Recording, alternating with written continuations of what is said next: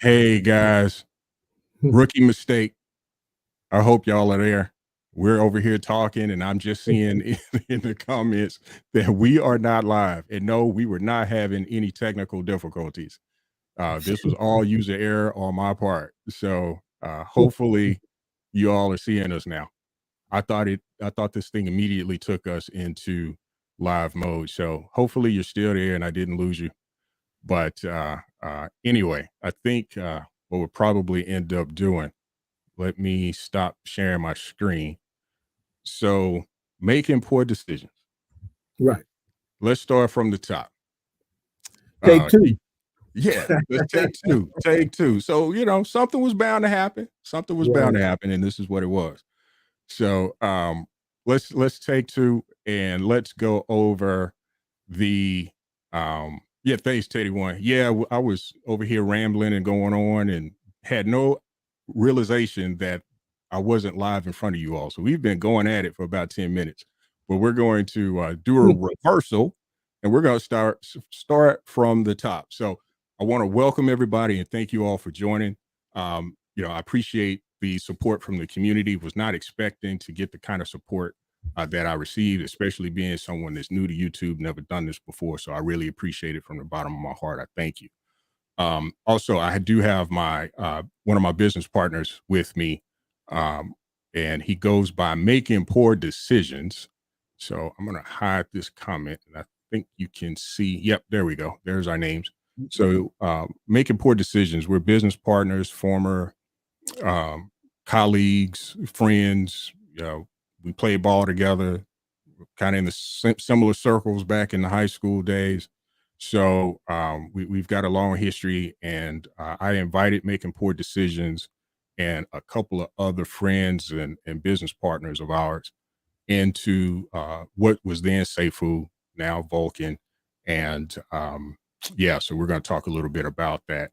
Right before I caught my error, we were in yeah, my name Jeff. Yep. Yeah, I'm glad y'all did say something because we were going in and just, thinking we were talking to the masses and we were just talking to ourselves. But anyway, um we were I was actually talking about the Medium article going over the updated and final tokenomics, but we're going to get to that. But I want to rewind, pull back, and talk about the Lan Rioja Reserva, and as well as our wine bar. We do own a wine bar in Dallas. So I'm going to hand the mic back to making poor decisions, and you can cue us up on this wonderful Tempranillo that we're drinking. All right. You don't have any sound effects with the clapping, no cheering, Oh, actually, nothing I like that? do. Yeah. Let me see. I need to. Let me, so Well, you while look you like, get that, I'll go ahead and start. So, good evening, everyone, wherever you're located in the U.S. or around the world. Uh, Today, we're going to be drinking the Lan Rioja Reserva Tempranillo. And the Rioja is actually where this wine was produced. It is out of Rioja Alto, Spain, about northeast of Madrid. And it is a Tempranillo, which is a grape, Spanish grape grown in Spain. Uh, this is a medium to full body red wine. Um, It is a smooth drink. You really don't have to pair it with anything, but if you wanted to pair it with something, you can pair it with uh, grill or stewed meats, spicy dishes, pastas, or curried cheeses. Um, if you already have your glass poured, if you go ahead and take a whiff of it, you would smell some cherry, blackberry, and vanilla notes. Okay. And when you take that first sip,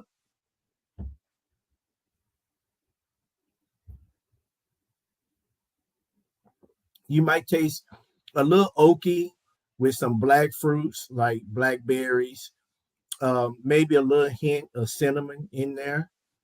But like I say, it is a smooth drink. You can pair it with food, or you can just sit back and relax like we're doing this evening and just having a conversation with it. But that's pretty much it. Cheers, everyone. Yeah, cheers indeed. Appreciate that. We got a comment here. Uh, why is making poor decision in Jason playing B's house? So you're visiting, so you've got the inside scoop. You're visiting the big wigs in Australia already, huh?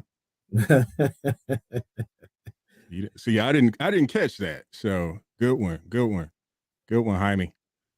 All right, OBZ is in the building. Thanks, OBZ. Said there's excellent wines from that region. Yes, yes. I like Just Tempranillo's. Real smooth drink. It's real smooth. what do you know about Churrasco? And well, you talked about Rioja, but what about Churrasco? Are you familiar with Churrasco? No, I've heard of it, but I'm not familiar with it. No. Okay. Awesome. Well, thanks again, and appreciate y'all letting us do a take two on this one because we were actually, going in. Um, but I don't know if you all heard the discussion that we were having as I was introducing the tokenomics, the tokenomics Medium article. We were talking about something similar that making poor decisions and I went through with a former employer. We used to work together, and we still do, but we worked for a company that was private and went public. And as part of their public offering, we were offered RSUs, restricted share units, and Mhm. RSUs were the way that kind of worked is kind of how uh, Brian and Jason laid out the uh, being what is being referred to as the vesting schedule for Vulcan. Um, the RSUs in the company that I'm talking about, it was a bit more aggressive. I think you were saying that it covered a couple of years or something like that effect. I don't remember. It's been so long ago. Yeah, it was 2 years. You could It, take it covered half two of it. years. Yeah, half the first year, half the second year. Yeah. Okay, so we were all offered a number of these RSUs, and they were valuable. When we received them initially, the value was I don't remember exactly what they were the first year. It was still it was a nice amount, but over that 2-year period, the price skyrocketed. Yeah, Mhm. it was great, and I because of that, I was able to um, get a home. I was able to get my wife and I were able to buy a home due to the proceeds from that RSU situation. So this vesting that we're doing with Vulcan, just given my experience, given experience of making poor decisions, it's the right thing to do, in my opinion. In my opinion, everybody to each his own, but in my opinion, it was the right thing to do. So we're just going to talk through that because making poor decisions, and I have not had an opportunity to talk about this document, this article, and I had actually planned on talking about a um, video clip from another live stream that occurred on Twitter over the weekend, where Mark Cuban made some comments about um, his thoughts on the crypto industry, and I was going to provide my thoughts on on how Vulcan kind of solves some of those problems. And we got a question in chat. Inspire Life Goals was asking the question, "What's an RSU?" I missed it. RSU is a restricted share unit. So in the case of it's a share of a stock. In the case of our experience, it was when a public company that or a private company that we had worked for at the time was in the process of going public, and they wanted to, um, reward their employees that decided to stay with that organization with these restricted share units as they went through that process. So that's what that was. So yeah, so that kind of hopefully that explains that.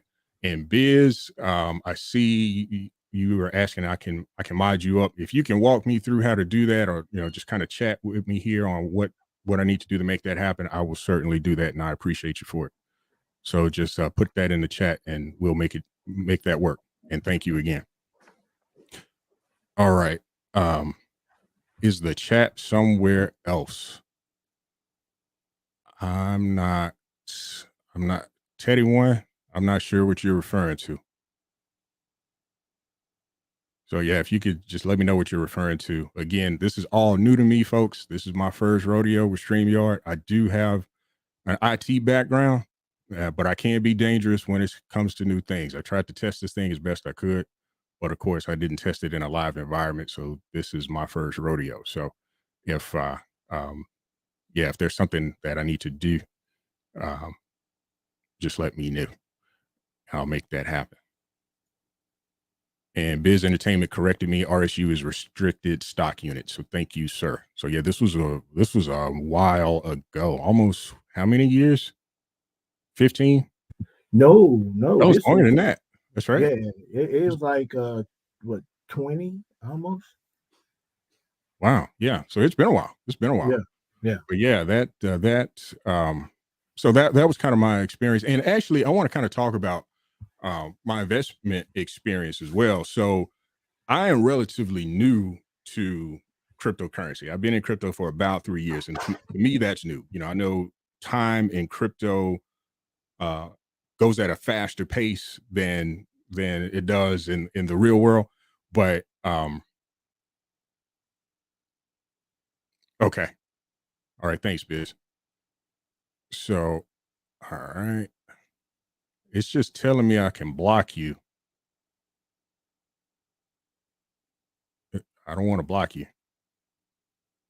I can put you in timeout and I can block you. You're not seeing the chats that I'm bringing on screen. Just thought I could see the YouTube chat. Okay. So is anyone else not able to see the chat or is it just me? Could you put in the chat like, okay, so I see Teddy One saying sorry, he can't see the chat.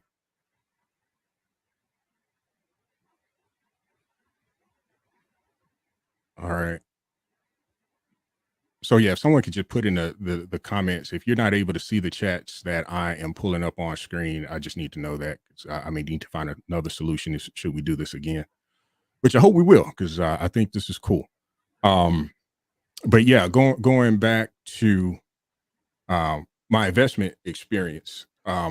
So I have okay, Biz, you can see Inspired Life Goals can see. Okay, all right. So it looks like Teddy One. I don't know what's going on. Maybe exit and re-enter. I don't know. But we've got others that are able to see. And thank you all for confirming that for us. Appreciate it. All right.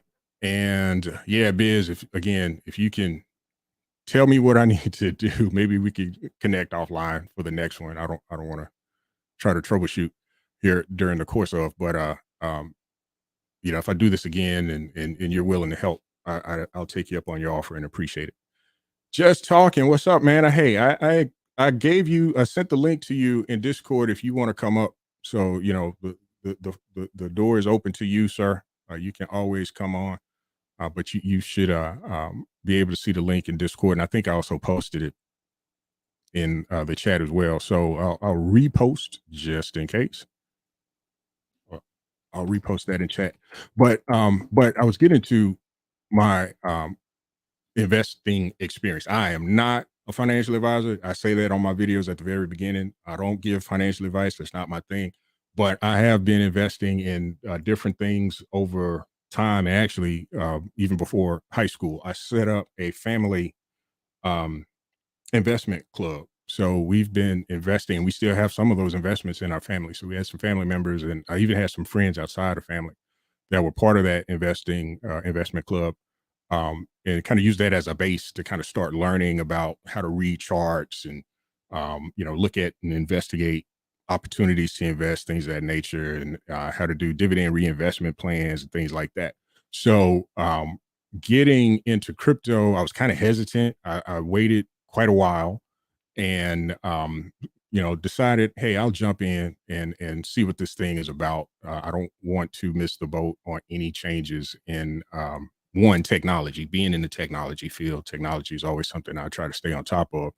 But definitely, when technology and finances kind of come together, that's something that intrigues me. So um, I wanted to make sure I got in the game. So it took me a while to kind of wrap my head around it, try to get into the value aspect of it. Like, how's this stuff making money? you know, where's the utility? So I was that guy that when I first started, I was that guy that Daniel Prado talks about. Like, what's the utility? Yeah, that was me all day. I'll be honest, that was me all day long. I was trying to figure that out. What's the utility? Because I just didn't understand it. It was just so much, and it's so much information out there. And then I learned about DeFi, and which got me to Seifu, and from there, I was just so excited about, the experience that I had with Seifu. I had to tell some other folks about it. And that's how I got making poor decisions involved. Um, just talking. I see you. Take care of your daughter, man. So yeah, we'll catch you on the next one. I appreciate it. Um, yeah, so that's kind of, my journey a little bit, just at a high level of how I got to Vulcan and to crypto in general. But I'm not new to investing, and one of the things that um I try to get an understanding of myself, and I see FUD and things, and people really kind of getting real negative about Vulcan, is you have to understand what kind of investor you are. And I'm an investor. I'm investing for the long term. I'm not investing to get a quick buck, unless, I'll make some plays that will do that. But I understand that comes at a risk, and you can lose. And I've lost. I lost. I invested in this thing. I'll say the name. I invested in Stable Fund. I made money on Stable Fund though. And I invested in Stable Fund from proceeds that I got out of Seifu. And for those of you who don't know, this was one of those, um, you know, crypto bot projects, right? And I was doing bot trading for a little bit as well. So remember, making poor decisions before I introduced you to Seifu, I was doing bot trading. So I was learning about that. And I thought, hey, this thing would be, this stable fund thing would be of some merit, because I was doing okay doing bot trading, but it was just so involved and I just didn't have the time. So sure, I was open to paying for um someone else. I'll pay some dev fees for someone else to kind of get in front of that for me.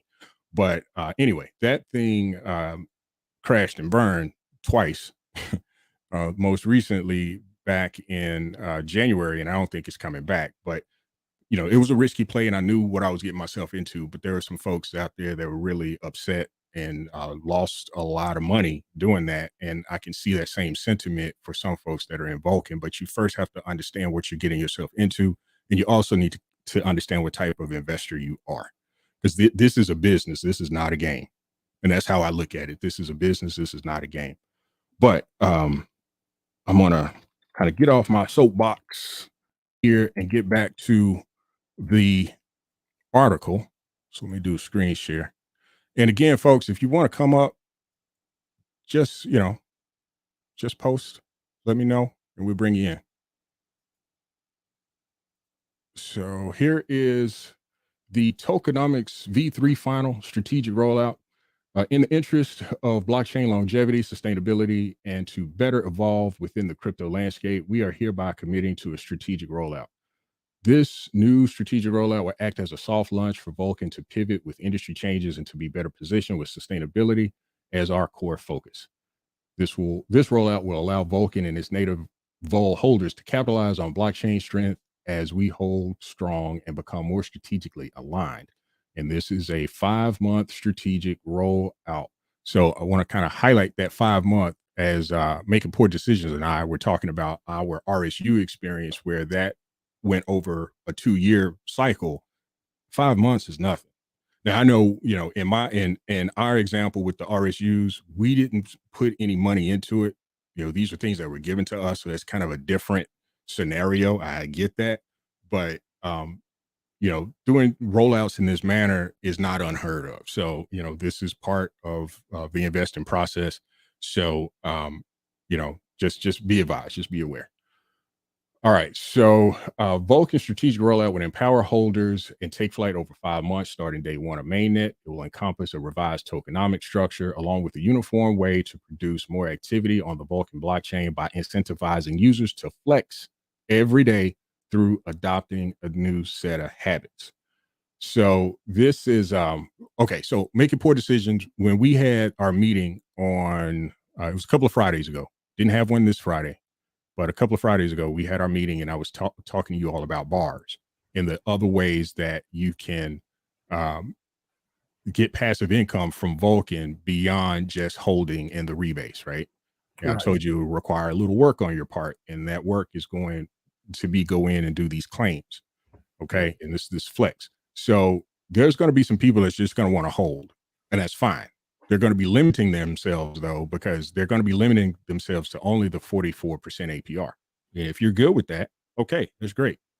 But there's a flex reward opportunity that could take that 44% reward and reward you beyond based on the volume of and the amount of transactions, volume, and price for previous day. So that's something that if you want to make this a true passive play and kind of squeeze everything you can get out of it, then you want to flex every day, because that leads to every 30 days that flex pool opportunity where you will be able to have a share depending on the percentage that we hold, against the all the holders. um, we'll have a percentage share of the remaining flexes that folks did not claim. So I plan to claim every day. That's my plan. And I'm actually in a project where I have to do something similar to that already. So I'm kind of accustomed already to having to go in and click a button and make a claim so that I can maximize my investment. And it doesn't take long at all. I'm talking a few seconds, if that. So yeah, it's nothing, nothing to do that's really difficult, but you have to be aware and just stay on top of it. And uh, I'm I'm thinking a lot of people are going to miss out on that, because all they did was just throw money at Vulcan or throw money at Seifu. They sacrificed. They really don't know what they have, and I think they're going to miss on an opportunity. Well, I'm going to take advantage of that, and I hope you do the same. I suggest you do the same. Not financial advice, Right. just a recommendation. And just to educate us, where or what website will we have to go to do those claims? Okay, so that's going to be a DApp. That's in development, I believe. I don't think the DApp is up yet. Someone correct me if I'm wrong. I haven't seen the DApp. I haven't looked at it. Haven't looked for one because we are still in testnet. So there's going to be kind of like when you went to Sacrifice before. Right. I would envision a process where, like, what we had to do to go to Sacrifice, you'll click a button, and then you'll engage, and that's essentially it. You're engaging with your wallet to essentially just claim your reward. Like, I did a video earlier today, and you can go check that out. So on a different project, but in that project, I have rewards that I collect every day. So I just go out and claim my reward. So it's the same process, but it's applied to Vulcan. Yeah. So you will have a website. It will be our DApp, the Vulcan DApp. And you'll go in and click on that. And as we get into the next phase of testnet, I believe it's the faucet that is going to be next on the agenda for testnet. I think we may have a view of what that could look like in this next iteration of testnet, but I have to go back and verify that. But I'll definitely get you up to speed. So that's part of the discussions we're going to continue to have in our Friday calls. So, all right. So we talked about the flex part. All right. So a focus of Vulcan is changing the mentality of day one holders that want to sell their bag for a quick profit by dumping on the heads of you, the community. In order to facilitate this change of mindset and produce new behaviors that, as a Vol holder, you can now see rhyme and reason to accept, will benefit not only yourself, but will benefit the whole Vulcan ecosystem for the long term. So yeah, I mean, this is, hey, Chris, we're going to pull in Chris Cruz here. Welcome, Chris Cruz. Thanks for joining us tonight. Thank you. It's a privilege to be on your first episode. Congrats, by the way. Thank you, sir. What you drinking? I actually stopped drinking, but I just finished off my black label. Oh, nice. So, Nice, so nice, now nice. Yeah, I'm I done. saw you drinking that the other night. So yeah. Yeah, I finished it off. Actually, there's a little bit left, but I finished it off. I drank a little earlier, and I saw on Discord I was about ready to, call it a night or whatever. And I saw that you were coming on, and I was like, okay, now I want to see this. I want to tune in. And then you guys were talking about wine, and I absolutely don't know anything about wine at all. Well, see, the guy making poor decisions, that's the guy you should talk to. Well, I So tell yeah, you I'm what, in the business, but I know nothing. He is yeah, my expert. So this is who I go to. there are a few people that have been like, hey, you should get into wine and all that kind of stuff. And I'm like, I have no idea, but I'll tell you what, there's a whole world out there of good wines, and I have been shocked by some because you don't even think about it. And people are like, you really like this, and I mean, it knocks your socks off. It tastes so good. Yeah, it is. And if you have a total wines and more in your area, just go up there on weekends. They're always pouring free tastings Now all weekend. they opened up a wine place like, and I drove by it, but they are having wine. It's a big place. I forget the name of it, but it's right down the street, and it's a big place, and they have these wine tasting there, and I drove by it a couple times, and it is packed. Yeah, Everybody's it's I guess it's a thing. Everybody's into it nowadays. yeah. Yep. And through Vulcan, we're going to be able to buy more. Yes, indeed. I didn't mean to interrupt you in your Oh no. You're good. I mean, that's what this is about. We're just having a casual conversation. So I was just trying to get actually using this as an opportunity to re-educate myself on the new tokenomics, this most recent or the last final tokenomics change, and get making poor decisions up to speed. So he too is a Vulcan holder.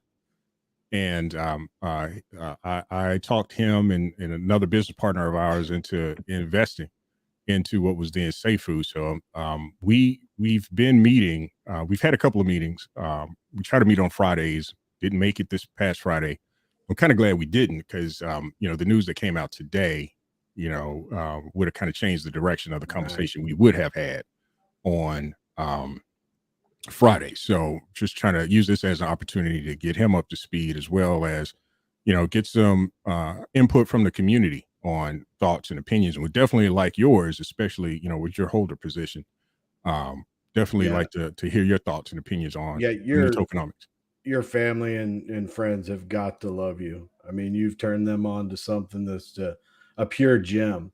And as for my story and stuff, I owe it all to Daniel, but every single time, and I get a little bit bothered by some people in the community and I don't think that they're really dedicated to Vulcan sometimes, because when you read some of the things of their updates and this here, there honestly had to be some type of vesting that they had to do for a blockchain. They can't go to a central exchange and be like, yeah, our price could drop to $1 the first day and go start pumping from there, because all the people that sacrificed are going to be selling. So they had to do something. I was surprised they didn't do it earlier, but when they brought this out, the only thing that affects me on this is I was kind of hoping everybody wasn't going to be flexing every day. So but Yeah, I was that way too, because I don't think, and I still don't think a lot of people are going to flex. I know, but you know what? Now they got to change their strategy, because if a lot of people were gonna sell on launch day, they were gonna sell a lot and do like what Poodles was talking about. Um, I could see them doing. I think he's got a strong strategy as to the way that he was thinking it through. That he was going to sell right away, let it drop a little bit, and then Mhm. buy back in to get some more vol. And I thought I didn't want to run that risk. To me, I just want to. I'm not selling my base amount of Vulcan ever, because my percentage is so good that I would just be flexing every single day all the time. So when he went and he was doing that, and then they came out with this, I think a lot of these people are going to change their strategy, and they're going to be really focusing on doing their flex every day now. I mean, I don't blame them, but now that they may not be selling, I think a lot of people are going to be, wait a minute, what's this flex about? Let me see what I got to do, and how easy it is going to be for them. So I don't know. You might be right. I'm kind of hoping you're right, but basically everything comes down to volume for me. Right, So, exactly. Yeah, right. I mean that's the same for me as well. Now, are you a node holder also? I am. Yeah. Okay, so as am I. So, I own both full and light nodes. Yeah, I just have a full node, but I don't have a light node. I just don't think I have. My problem with that is that I remote work a lot with a lot of things that I do. So I knew already how to set up a remote workstation and stuff. So that shouldn't be a big problem with me. I deal with that quite a bit on a day-to-day basis. So that seemed to be pretty easy to me. But having the light nodes and two, I was like, this might just be too much for me. Just get the full node and move on. Yeah, yeah. Yeah, I was just trying to capture as much as I can. I'm trying to try to build something, try to build a legacy with this in a way, or add it as part of my legacy building process. So Oh yeah, you're definitely everybody once they start focusing on Vulcan and they get up to speed and mainnet launches, your family's gonna love you. yeah, yeah. So I think a couple of comments, like OBZ is saying here that he doesn't think most people are. I think he, correct me if I'm wrong.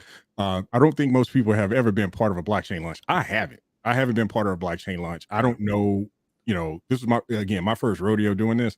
So I do have some experience in DevOps. I kind of understand what that world is like and how projects are developed, and doing a big bang approach versus something that's more rolled out.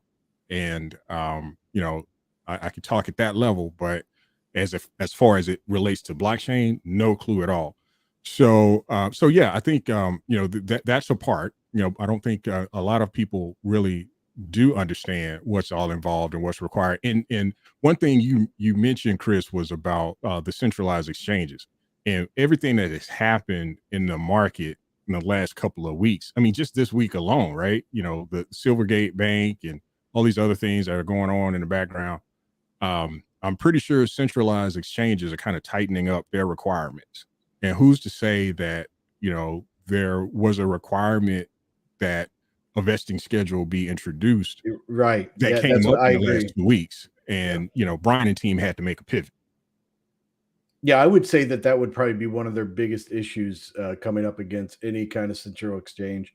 They wouldn't want to see that. They wouldn't want to see, and I don't think that when Vulcan launches, if they had such volatility in their chart, that would be warning signs for a lot of central exchanges. So they want, I think, with this system and the way that they put it out, they want to make it they want to ease it into Mhm. it. They don't want to see these high fluctuations one way or the other. They want to pull it in and slowly gradually grow the price, because I mean it automatically would, but they want to do it at an even pace. But and I agree with with what Richard Hudman's saying here, is that there'll be a lot of new people coming in, and I think if everybody flexes, that's great.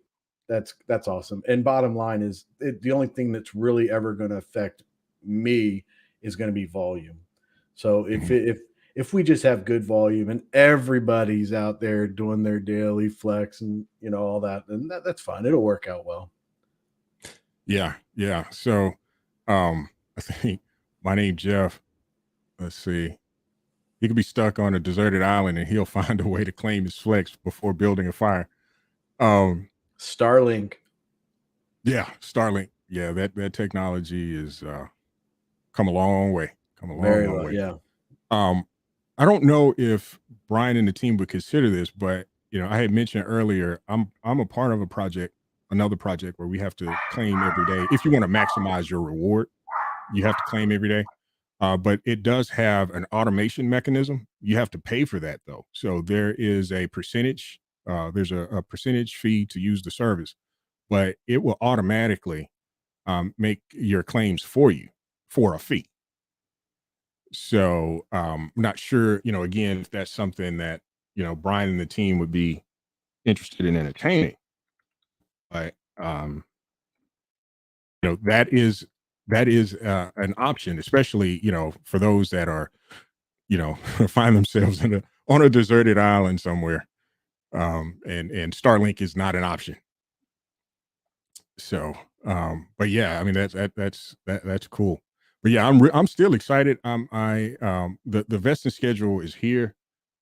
The first 30 days we'll be able to sell 5%. Second month we'll be able to sell 20%. Third month is 25%. Fourth is 25%, and then the final fifth month is 25%.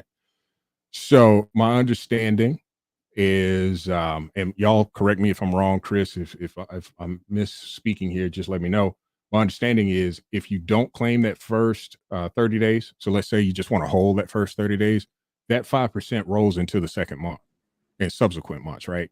Yeah. Am I Yeah. correct in saying It that? becomes 5% available after the first 30 days, then 20, then 25. So, I mean, you could sell the 5% if you wanted to. If not, what will happen in like my case Mhm. after the fifth month there, I will be able to sell my whole bag, but I won't because there's no need.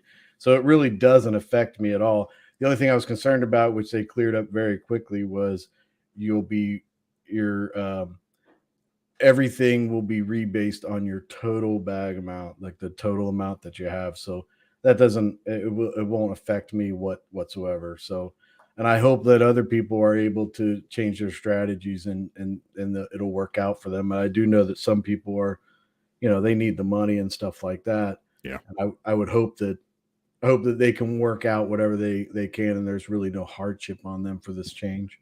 But I Yeah. mean, they really had to do something. They could not shop this around to any central exchange. They couldn't.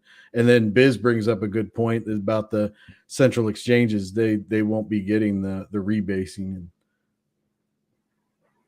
So a little prediction from you guys. It's going to launch at $9. Where do you see the price after 5 months? After 5 months, Right. man, I couldn't even fathom it because I see some of like the numbers that Daniel Prado puts out and stuff, and some of them I'm thinking, well, Danny, that's just crazy. But you know what? They're not so crazy. The price is going to be going up. Now it may not go up so fast as Daniel might think. I think Daniel was saying that he thought. I think I don't want to say anything wrong, but I thought he was saying $1,000 by Christmas. Yeah, I think But I heard him say that. yeah, and you know what? If you start looking at the numbers and the way that he's doing, he puts it out there and presents it to you, you start going, wait a minute. And even if he's off, and it's 500, Yeah. or it's 100, I think it's gonna. I hope it ends up being something that it is a gradual growth, and not, these, you wake up one day it's 100, the next day it's 20, and it's Yeah. all up and down, just nice gradual growth. And I think that's what the team is focused on. That's how they want to do it. So I would say that after 5 months, I would say we'd have to be, I would think that we would be over 50 by then, but you never know in crypto. It may not even move off the launch price for the longest time. I mean, it'd have Right. to be almost impossible for that to happen, but we could be looking at $15 at 5 months, and it hasn't moved much, which, I mean, in crypto, having a coin that's just, going up gradually is a pretty good thing, I think. Yeah, I mean, with the power pool and these mechanisms that they've introduced, it's going to. I don't see the price really falling. I think we're going to have I don't either. somewhat of a consistent price with a gradual uplift. Yeah, I would hope to see that. Just a regular climb, Mhm. nothing crazy. People are gonna. I think that this is gonna end up being a coin that people are going to. I would be surprised if they day trade it, but I would think a lot of swing traders would use Vulcan. Yeah, I'm looking at, well, depending on how many. Hey, Pride, what's going on, man? If you want to join us, you're welcome to do so. Yeah, I was thinking that, you know, let's say we are able to get onto Vulcan was able to get onto multiple centralized exchanges. So let's say by the end of the year, there's just two, three or more centralized exchanges. Would there be arbitrage opportunities? Not necessarily to buy and sell. I wouldn't necessarily buy and sell, but I would be looking at, all right, which centralized exchange is selling it at the lowest price?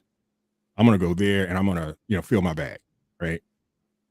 So, I think there's going to be opportunities there as well. So you can, you're essentially buying Vulcan at a discount just by keeping your eye on the prices that centralized exchanges are posting. Well, the beauty about that whole situation, the Vulcan and what you're talking about is if you sacrifice Vulcan, you're here from the very beginning. Mainnet goes, we have several central exchanges. We are making a good income off of the volume of these centralized exchanges. So, Mhm. I mean, that's why I see that I plan to, my goal is to get to 100,000 before I do anything. I mean, I don't think I would sell or anything like that. I'm not going to sell any of the rebasing tokens that I get. So I'll keep that, but I'll do the flex and the power pool and stuff. But I don't have any plans to take anything off the table at all because of the percentage. And I think that a lot of people, if they were to sit down and look at this, especially with what they announced today, I mean, they'll benefit a lot from the volume, and Vulcan will be set up, I think, to do a lot of volume no matter what. Yeah, I agree. I agree with you there. And Yeah, I'm and price, yeah, like I mean, Daniel might be right. It might be $1,000 but but we would be making a fortune on the volume. So it could be $1,000 by Christmas. But if it's not, we're still making a really, really good passive income from the volume. So I mean, I yeah. think it's a win-win for everybody. Yeah. Oh, absolutely. Absolutely. So, go ahead, It, poor decisions. My bad. any news on the launch date? Launch date, we're still quarter 2. There's no hard date set yet. So it all is going to come down to testnet. And I think there were 2 minor errors found that were discussed. They were able to get around that. So that's good. So, but my understanding is we're going to have an announcement soon about getting into next phase of testnet. Well, I think Crypto Pride. I think he's got. I mean, I don't think a lot of people. These are opinions, but I think that Crypto Pride has the best guess that he has, and he's looking at. He could probably, if he's still in the chat, he could probably correct me on this, but I think he was thinking more along July. Hey, Pride, you out there? What are you thinking, man? I mean, he's researched it, checked it out. He's done a whole video on it. So, but Yeah, I need to go check that out. I haven't been able to really pin down. There's so much content out there. I haven't been able to look at everything. I try to keep up with Daniel's lives while I'm working in the background, and Fowler. So those 2 times a day for me work out pretty well to be able to catch up on things. But yeah, I do need to check out Pride because that's a question that I think everybody has. When are we actually going to launch? And I think that he methodically went through the roadmap and gave his opinion on where he thought everybody would be and all that. So, and I think OBZ he talks about 95% lock will act as a hard floor for $9.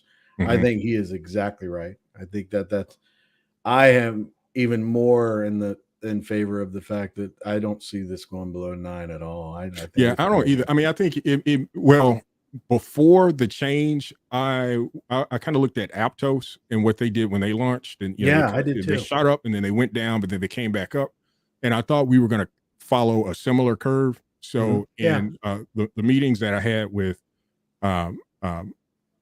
making poor decisions and the rest of the guys, that was one of the things that I shared with them is that, okay, and we talked about, what are we expecting that going to happen? What were my thoughts? And I was kind of following Aptos's trajectory as a guide, right? Because that's a current market conditions kind of suggest that based on what they went through, things that's going on in the crypto industry today, we might see a similar path. But with this change in tokenomics, that wipes that out. I think we're going to be fairly consistent. I don't see us getting under $9. And I think a lot of these people, a lot of these people that planned on selling and, at least taking, a large chunk of their bag, I think now that they're going to start really looking at the flex and all that kind of stuff. And they may inadvertently turned into holders. Long-term. I mean, they may, I mean, and the proof is in the pudding. And when Plan B mentioned a soft launch, that kind of caught my attention. Because I'm thinking, okay, if we do a soft launch and, it's a proof of concept at that point, right? Right. And you can't sell, you can't liquidate your bag, so we've got a little insurance there. Mm-hmm. I would expect that there's going to be some kinks in the road, right? We're going to find some issues. They're going to work them out. I have all confidence in that. But I'm curious to know, again, I haven't seen Crypto Prize video just yet. I'm gonna go check it out. But Pride, if you're out there, I'd like to know if you still think we're in, the July timeframe, if I got that right. Just given the change in tokenomics and this soft launch approach. Yeah, so I'm not. You watch the video and everything. If he doesn't reply, but I'm not positive. But I thought that his thinking was he was going to see something the middle of July. Is where he felt like it was going to be launching, but you just never know. I mean, you never know. It could be a lot sooner. Yeah, and that's kind of what I was getting at is with if they change the tokenomics and they're going to leverage this 5-month period kind of as a burn-in period or a soft launch, it could be possible that this thing could launch sooner than that. I won't say sooner as in like next week, but sooner than July, perhaps. Yeah. And Aptos, they one thing I noticed when I was looking at all their data, they had a decent amount of volume, but man, they're consistently. It looked like to me consistently lately over $1 billion in volume, and we get to that in 6 months. I got to tell you guys, I can't even. I use that calculator every once in a while and look at $1 billion volume on there, and I'll just be, my percentage will be so high, and no one could ever take one of my Vulcans ever. Just like my Bitcoin, I ain't selling my Bitcoin, nothing. Everything that I have is in a revocable living trust and goes to my kids. I'll live off the flex and the power pool, and that's it. Yeah, that's what I'm working towards. Yeah. I'm a big fan of trust, living trust. Cool. Well, it's the top of the hour, so I don't have my rundown music. I'm still getting all that put together, but I want to thank Chris Cruz. Thanks for joining us tonight. Definitely thank Make Poor Decisions for joining us tonight. Again, this was my first live. Appreciate you guys out in the comments. Those who joined, I think we have 28 joiners. I think it got up to 29, which far exceeded my expectations. I was telling Make Poor Decisions, we may have 5, 10. We're just gonna see how it goes, and got more than that. So I appreciate you all's support here. So we may be doing this again. So what are you thinking? Make Poor Decisions. You want to do it again? Do it at the bar? Oh yeah, let's do it there. Okay, so cool. So we'll do it again. We'll figure out a schedule. Maybe this time you're on. You got a vacation next week, so we won't be next week. But I may come on solo. We're not going to talk about wine because I'm not an expert. You can do it. Make Poor Decisions to be the expert on the wine. So we'll just talk Vulcan. We'll just talk Vulcan. But yeah, we'll keep that going. And again, I want to appreciate everybody for joining me tonight.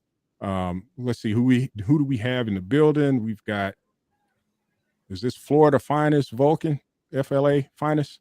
thanks for coming out. We got John Kano. Thanks for coming out. Inspired Life Goals. Thank you. C. Titch, OBZ, Biz Entertainment. Appreciate everything you do for the community. You're one of the hardest working folks out there. Cody J, thank you. Got John Kano 12 Wise 34. Appreciate you. Crypto Pride, man. Thank you for showing up. Thank you for subscribing. Just talking. Hopefully we can get you on next week if you're available. My name Jeff. Thanks for coming out. And if I missed you, again, I appreciate you all for coming. But until next time, Mellow Fella's out. Y'all be good. See you next time.